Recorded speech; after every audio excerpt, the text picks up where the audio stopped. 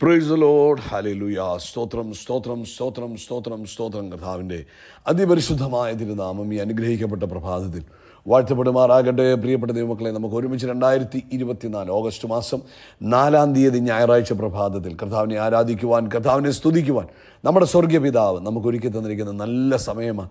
ഈ നല്ല സമയത്ത് സന്തോഷത്തോടെ കർത്താവിന് സ്തോത്രം പറഞ്ഞാട്ടെ. ഹല്ലേലൂയ. സ്തോത്രം സ്തോത്രം സ്തോത്രം സ്തോത്രം സ്തോത്രം സ്തോത്രം സ്തോത്രം. കഴിഞ്ഞ പകൽക്കാലം മുഴുവൻ നമ്മുടെ കർത്താവ് നമ്മളെ അത്ഭുതകരമായി കാത്തു പരിപാലിച്ചില്ലേ? ഒന്നോർത്ത് നോക്കിയേ, ഓരോ ആവശ്യങ്ങളിലും കൂടെ ഇരുന്ന് ഓരോ സെക്കൻഡുകളിലും ദൈവത്തിൻ്റെ കൃപ നമ്മുടെ കൂടെ ഉണ്ടായിരുന്നു. അനർത്ഥങ്ങൾ, അപകടങ്ങൾ, രോഗങ്ങൾ, ദുഃഖങ്ങൾ നിന്നൊക്കെ കർത്താവ് നമ്മളെ വിടുവിച്ചു. ആമേൻ. തൻ്റെ ദൂതന്മാരെ അയച്ച് നമ്മളെ കാവൽ ചെയ്തു. ദൈവത്തിൻ്റെ വിശ്വസ്തതയ്ക്കായിട്ട് കരങ്ങൾ ഉയർത്തി സ്തോത്രം പറഞ്ഞാണ്ട് സ്തോത്രം സ്തോത്രം സ്തോത്രം സ്തോത്രം സ്തോത്രം. രാത്രികാലം നല്ല ഉറക്കം നിന്ന് അനുഗ്രഹിച്ചില്ലേ? ദൈവകൃപയിൽ നമ്മളെ സൂക്ഷിച്ചില്ലേ? നന്ദിയോടെ സ്തോത്രം പറഞ്ഞേ. സ്തോത്രം സ്തോത്രം സ്തോത്രം സ്തോത്രം സ്തോത്രം.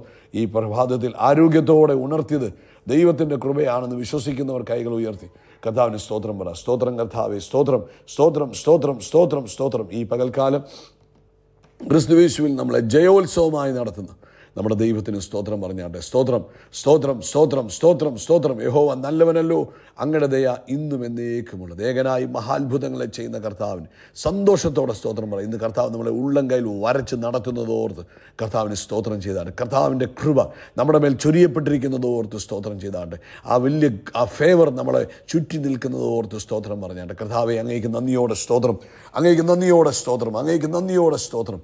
അങ്ങ് നല്ലവനാകുന്നു, അങ്ങ് വിശ്വസ്തനാകുന്നു, അങ്ങ് മാറാത്തവനാകുന്നു. ഞങ്ങൾ അങ്ങയുടെ പൊന്മുഖത്തേക്ക് നോക്കുന്നു. Hallelujah. Thank you Lord, thank you Lord. ഞങ്ങൾ ഒരുമിച്ച് അങ്ങേക്ക് സ്തോത്രം ചെയ്യുന്നു. ഈ പ്രഭാതത്തിൽ ഞങ്ങൾ ഒരുമിച്ച് അങ്ങേക്ക് സ്തോത്രം ചെയ്യുന്നു. കർത്താവ് നല്ലവൻ, കർത്താവ് വിശ്വസ്തൻ, കർത്താവ് മാറാത്തവൻ, കർത്താവ് മതിയായവൻ, അങ്ങ് അത്ഭുതങ്ങളെ ചെയ്യുന്നവൻ. ഹല്ലേലൂയ. സ്തോത്രം സ്തോത്രം സ്തോത്രം സ്തോത്രം സ്തോത്രം. ആമേൻ. 56-ാം സങ്കീർത്തനം പറയുന്നു. ആമേൻ. അതിൻ്റെ 12-ാമത്തെ വാക്യം, ദൈവമേ, കർത്താവിനുള്ള നേർച്ചകൾക്ക് ഞാൻ കടംപ്പെട്ടിരിക്കുന്നു. ഞാൻ കർത്താവിന് സ്തോത്രയാഗങ്ങളെ അർപ്പിക്കും. ആമേൻ. ഇന്ന് പ്രഭാതത്തിൽ നമുക്ക് അർപ്പിക്കാം സ്തോത്രയാഗങ്ങൾ. ചെയ്ത നന്മകളെ ഓർത്ത് സ്തോത്രം. ഞാൻ ദൈവത്തിൻ്റെ മുമ്പാകെ ജീവൻ്റെ പ്രകാശത്തിൽ നടക്കേണ്ടതിന് കർത്താവിൻ്റെ പ്രാണനെ മരണത്തിൽ നിന്നും എൻ്റെ കാലുകളെ ഇടർച്ചയിൽ നിന്നും വിടുവിച്ചുവല്ലോ. നമുക്ക് ഒരുമിച്ച് പ്രാർത്ഥിക്കാം. പിതാവേ, ഞങ്ങൾ യേശുക്രിസ്തുവിൻ്റെ നാമത്തിൽ ഈ പ്രഭാതത്തിനായിട്ട് സ്തോത്രം ചെയ്യുന്നു. ഞങ്ങൾക്ക് ഒരുമിച്ച് വീണ്ടും കൂടി വരുവാൻ കർത്താവ് ഒരുക്കി തന്ന അവസരത്തിനായിട്ട് സ്തോത്രം. ഇന്ന് ഈ ശബ്ദം കേൾക്കുന്ന എല്ലാ മക്കളെയും അവരെ എവിടെയായിരുന്നോ അവിടെ ദൈവിക കൃപ അവർക്ക് അനുഭവിപ്പാൻ, ദൈവ സാന്നിധ്യം അനുഭവിപ്പാൻ, ദൈവശക്തി അനുഭവിപ്പാൻ കർത്താവ് കൃപ കൊടുക്കണം. രോഗികളായി ആരെങ്കിലും ഇന്ന് പ്രഭാതത്തിൽ ഈ ശബ്ദം കേൾക്കുന്നെങ്കിൽ നസ്രനായ യേശുവിൻ്റെ നാമത്തിൽ അവർ പരിപൂർണ്ണ സൗഖ്യം പ്രാപിക്കട്ടെ. പ്രത്യേകിച്ച് ഞങ്ങൾ ഈ പ്രഭാതത്തിൽ അലർജിയാൽ ഭാരപ്പെടുന്നവർക്ക് വേണ്ടി പ്രാർത്ഥിക്കുന്നു.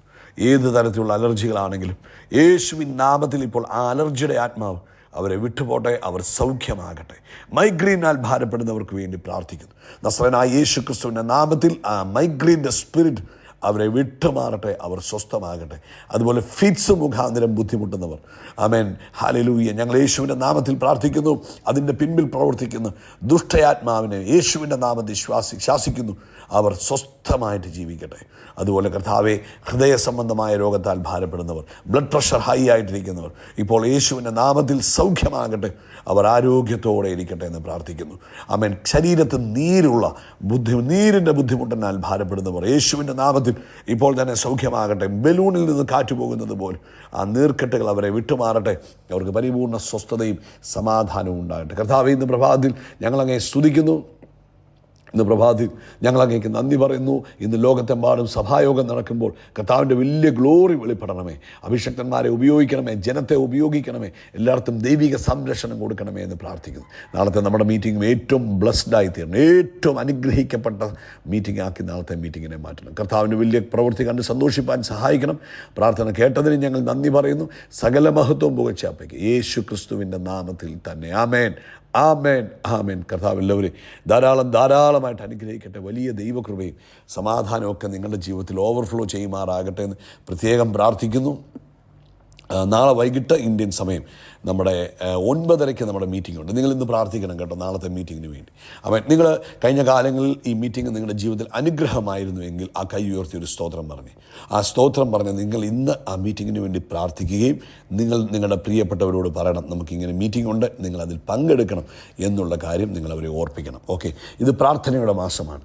നമ്മൾ ഈ 4-ാമത്തെ ദിവസത്തിലേക്ക് വരുമ്പോൾ സ്പെഷ്യലി നിങ്ങളുടെ ജീവിതത്തിൽ പ്രാർത്ഥനയ്ക്കകത്ത് വലിയൊരു മാറ്റം വരുത്തണം എന്ന് പറഞ്ഞാണ് നമ്മൾ ഈ മാസം തുടങ്ങിയിരിക്കുന്നത്. ദിവസം ഏറ്റവും കുറഞ്ഞത് 3 പ്രാവശ്യമെങ്കിലും പ്രാർത്ഥിക്കണം. പ്രാർത്ഥിക്കുമ്പോൾ ആമേൻ ആരാധനയുണ്ടാകണം, വചനധ്യാനമുണ്ടാകണം, ആമേൻ പ്രൊക്ലമേഷൻസ് ഉണ്ടാകണം, മറ്റുള്ളവർക്ക് വേണ്ടി പ്രാർത്ഥിക്കണം. ഈ കാര്യങ്ങളൊക്കെ നമ്മൾ കഴിഞ്ഞ ദിവസങ്ങളിൽ പറഞ്ഞിട്ടുണ്ട്. അപ്പം ഇന്ന് ഐക്യതയോടുള്ള പ്രാർത്ഥന വേദപുസ്തകം പറയുന്നു, ഐക്യമത്യപ്പെട്ട് പ്രാർത്ഥിക്കണം. മത്തായിയുടെ സുവിശേഷം 18-ാം അധ്യായം അതിൻ്റെ 19-ാമത്തെ വാക്യത്തിൽ പറഞ്ഞു, ഭൂമിയിൽ വെച്ച്, അതായത് നമ്മളിപ്പോൾ പാർക്കുന്നത് ഭൂമിയിലാണ്, ഭൂമിയിൽ വെച്ച് നിങ്ങളിൽ 2 പേർ ചോദിക്കുന്ന ഏത് കാര്യത്തിലും ഐക്യമത്യപ്പെട്ടാൽ, ഒരു ഹൃദയവും ഒരു മനസ്സും ഒരേ താല്പര്യവും അതിനകത്ത് വന്നാൽ, സ്വർഗസ്ഥനായ എൻ്റെ പിതാവിൽ നിന്ന് നിങ്ങൾക്കതിൽ ലഭിക്കും. എത്ര മനോഹരമായ വാക്യം, എത്ര മനോഹരമായ വാഗ്ദത്തം. അപ്പോൾ നമ്മുടെ പ്രാർത്ഥന എങ്ങനെയുള്ളതായിരിക്കണം? ഒരുമനപ്പെട്ട പ്രാർത്ഥനയായിരിക്കണം.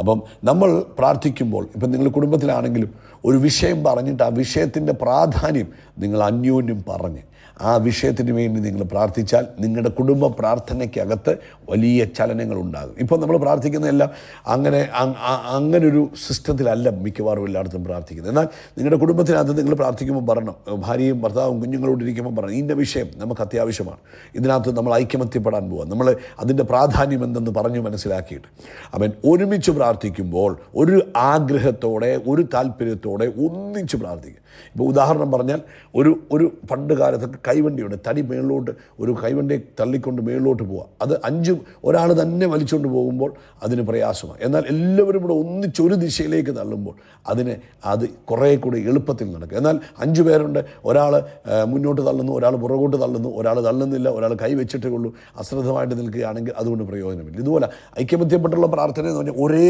താല്പര്യത്തോടു കൂടെ പ്രാർത്ഥിക്കണം. ആദിമസഭ അത് അധികം എക്സ്പീരിയൻസ് ചെയ്തു. അവർ ഏത് വിഷയം വന്നപ്പോഴും അവർ ഒരുമിച്ച് കൂടിയിരുന്ന് പ്രാർത്ഥിച്ചു. നമുക്കറിയാം, അപ്പോസ്തലപ്രവൃത്തി 2-ാം അധ്യായത്തിൽ അവർ അപ്പോസ്തലന്മാരുടെ ഉപദേശം കേട്ടും കൂട്ടായ്മ ആചരിച്ചും അപ്പം നുറുക്കിയും പ്രാർത്ഥന കഴിച്ചും പോന്നു.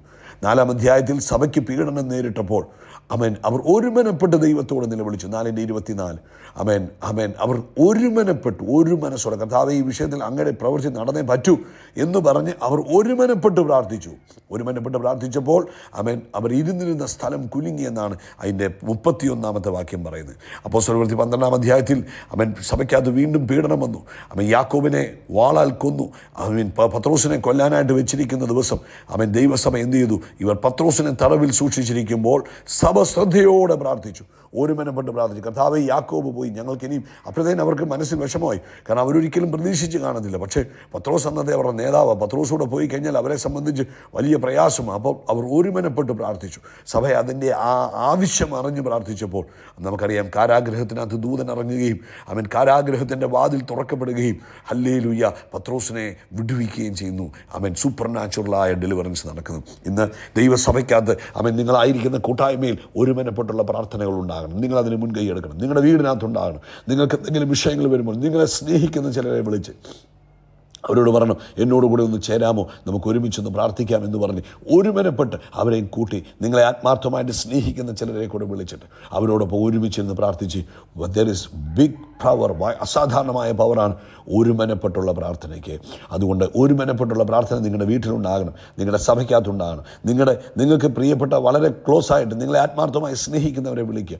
നിങ്ങൾ ചില വിഷയങ്ങൾ പ്രാർത്ഥിച്ചിട്ട് മറുപടി കിട്ടുന്നില്ലെങ്കിൽ തിരുവഴുത്തി പറഞ്ഞു, ഐക്യമത്യപ്പെട്ട് പ്രാർത്ഥിക്കുവാൻ. ആരെങ്കിലും നിങ്ങളുമായിട്ട് വളരെ ക്ലോസ് ആയിട്ട് പ്രാർത്ഥനയ്ക്ക് നിങ്ങളെ സഹായിക്കുന്നു ആരെങ്കിലും വിളിക്കുക, ഒരുമിച്ച് കൈകോർത്തുക, ആ വിഷയം ടോപ്പിക്ക് നിങ്ങൾ ഷെയർ ചെയ്യുക, ഒന്നിച്ച് അതിന്മേൽ കർത്താവിൻ്റെ കരം വെക്കുവാനായിട്ട് ഒരുമനപ്പെട്ട് പ്രാർത്ഥിക്കുക. അതിന്മേൽ അത്ഭുതങ്ങൾ കാണുവാൻ കഴിയും കേട്ടോ.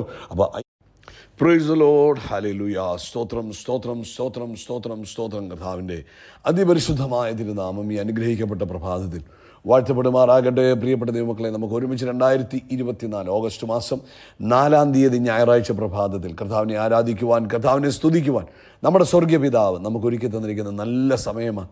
ഈ നല്ല സമയത്ത് സന്തോഷത്തോടെ കർത്താവിന് സ്തോത്രം പറഞ്ഞാട്ടെ. ഹല്ലേലൂയ. സ്തോത്രം.